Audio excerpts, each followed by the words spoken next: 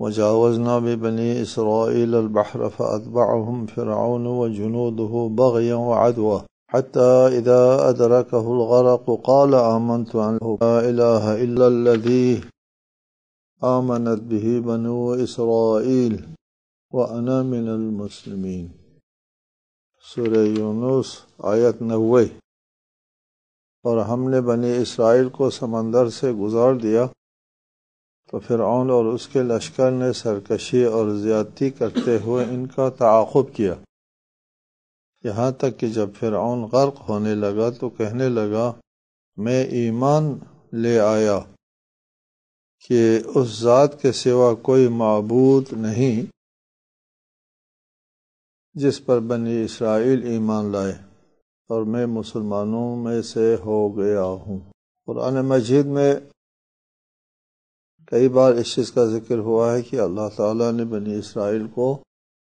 سمندر پار کیا،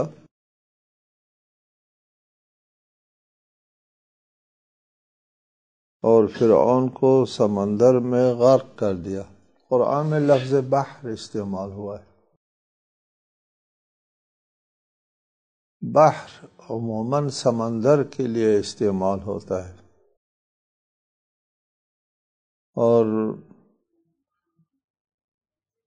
ہمارے اردو اصطلاح میں ایک دریا ہے اور ایک سمندر۔ دریا کو عربی میں نہر کہتے ہیں، دریائے فرات نہر فرات، دریائے نیل نہر نیل، الانہار اس کی جمع ہے۔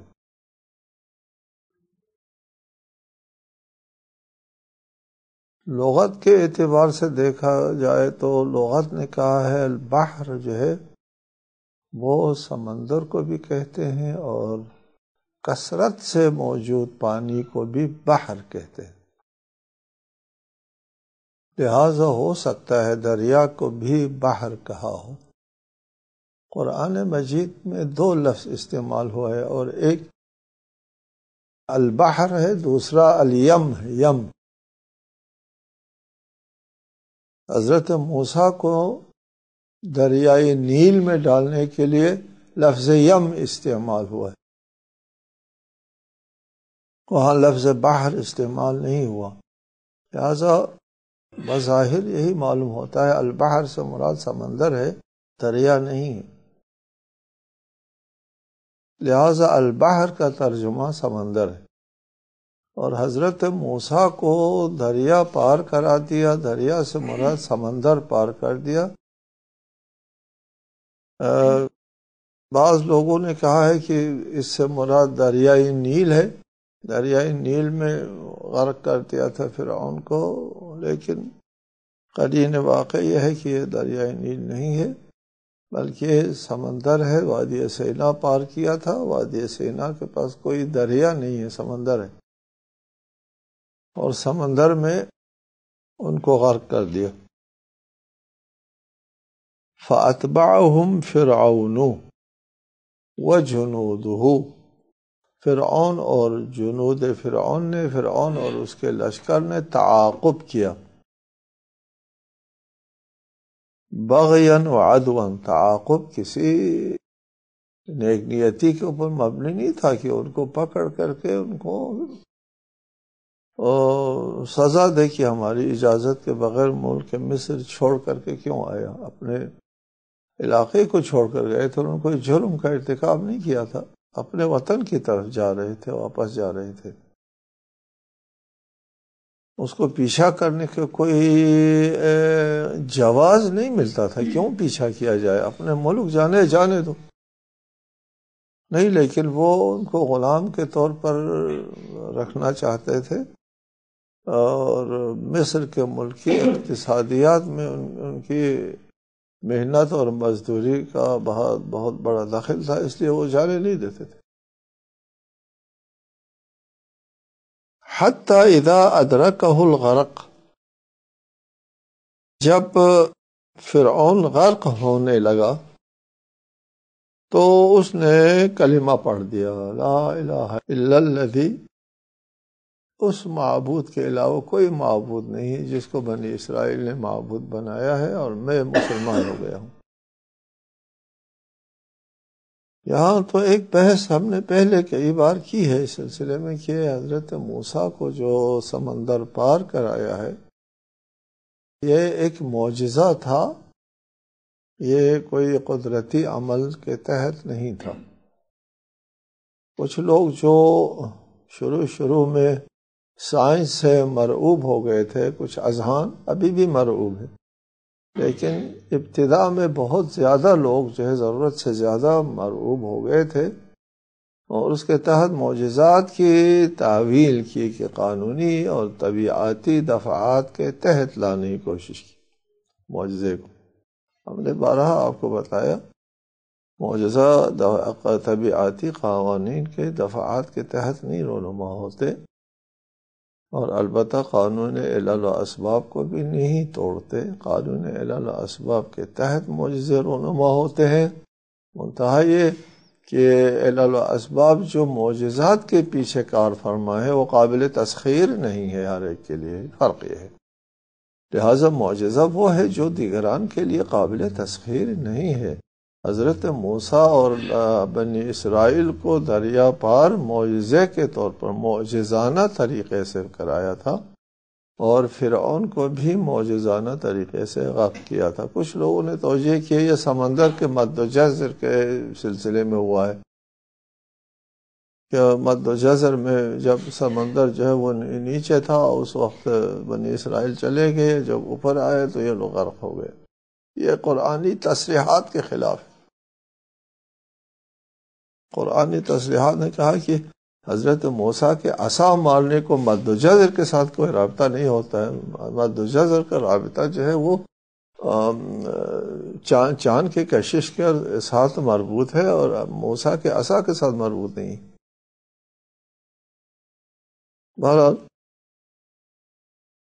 دوسری بات یہ ہے کہ فرعون نے کلمہ پڑھ دیا، اذا ادرکہ الغرق، جب غرق ہونے لگا تو اس وقت کلمہ پڑھ دیا اور مسلمان ہو کر کے مرا۔ کچھ لوگ یہ نظریہ رکھتے ہیں کہ وہ تو مسلمان مرا تھا، لیکن امر واقع یہ ہے کہ وہ شکست مان کر مرا، مسلمان ہو کر نہیں مرا، بنی اسرائیل کا موقف اختیار کر کے شکست تسلیم کر کے مر گیا۔ یہ ایک درس عبرت ہے اس فرعون کے لیے جس کی فرعونیت، جس کی رعونت جو ہے وہ دریا غرق ہوتے ہوئے خاک میں مل گئی تھی، اور اس نے وہی بات کر دی جو حضرت موسیٰ فرعون سے کہا کرتے تھے کہ سوائے اللہ کے کوئی معبود نہیں۔ لیکن اس کا یہ ایمان لے آنا جب غرق ہونے لگتا ہے، جب موت سامنے آ جاتی ہے، اس وقت ایمان فائدہ نہیں دیتا۔ یہ بارہا ہم نے آپ سے کہا ہے کہ توبہ کے لیے گنجائش موجود ہے، توبہ کا دروازہ کھلا ہوا ہوتا ہے موت سامنے آنے تک۔ موت سامنے آنے سے پہلے، خواہ 1 گھنٹہ پہلے ہی کیوں نہ ہو، وہ توبہ کا دروازہ کھلا ہوا ہے تو توبہ ہو سکتی ہے۔ لیکن موت سامنے آنے کے بعد وہ اس دنیا سے خارج ہو جاتا ہے۔ قرآن مجید میں صراحت ہے متعدد آیات میں کہ فرشتے جب ان کی جانوں کو قبض کرنے لگتے ہیں تو اگر یہ آدمی برا آدمی ہے، کافر ہے، تو وہ جہنم میں داخل ہو جاؤ کی خبر سنا کر کے لے جاتے، اور اگر مومن ہوئے تو اس کو خوشخبری سنا کر کے آگے لے جاتے ہیں۔ وہ اس دنیا سے موت سامنے آنے کے بعد اس دنیا کے قانون سے وہ خارج ہو جاتا ہے، وہ آوازیں سننے لگتا ہے جو ادھر پاس اس کے گرد و پیش میں بیٹھے ہوئے لوگ نہیں سنتے، یہ سن رہا ہوتا ہے۔ وہ ان ذوات کو دیکھ رہے ہوتے ہیں جو پاس بیٹھے ہوئے لوگ جو ہے وہ نہیں دیکھ رہے ہوتے ہیں۔ دنیا دوسری ہو گئی، ان کا قانون زیست یہاں سے بدل جاتا ہے، ادھر سے اس کو خبر دے دی جاتی ہے۔ جب اس دنیا سے نکل کر جب موت سامنے آ جاتی ہے تو وہ اس دنیا سے نکل جاتا ہے، اس دنیا کے قوانین سے بھی وہ خارج ہو جاتا ہے، وہ آوازیں سننے لگتا ہے جو دوسرے نہیں سنتے۔ وہ چیزیں دیکھنے لگتا ہے جو دوسرے نہیں دیکھ سکتے، وہ بینائی آتی ہے، وہ شنوائی آ جاتی ہے جو ان کانوں سے اور ان آنکھوں سے مربوط نہیں ہے، ٹھیک ہے۔ اس وقت جب یہ اس دنیا سے خارج ہو گیا توبہ کا دروازہ بند۔ فرعون کا یہی حال تھا، اذا ادرکہ الغرق، جب غرق ہونے کے سامنے آیا، سامنا ہوتا ہے، جب مر رہا ہوتا ہے، اس وقت اس نے سب چیزیں اس کے سامنے آ گئی، تو مان گیا کہ موسیٰ کا معبود صحیح تھا اور بنی اسرائیل کا معبود درست تھا، بنی اسرائیل کے حق میں شہادت دے کر کے مرا ہے، لیکن اس کا یہ ایمان اس کے لیے فائدہ نہیں دیتا۔ قرآن مجید نے بھی کہا ہے الآن وقد عصیت قبل وکنت من المفسدین، اب ایمان لے آتے ہو، جی جب زندگی ختم ہو گئی، تمہاری موت سامنے آ گئی، اس عالم سے نکل گیا، یہاں کے قانون جو ہے ختم اور اگلا قانون تمہارے اوپر نافذ ہونا شروع ہو گیا، ایمان لے آتے ہو۔ پہلے تو عصیان اور نافرمانی کرتا رہا، وکنت من المفسدین،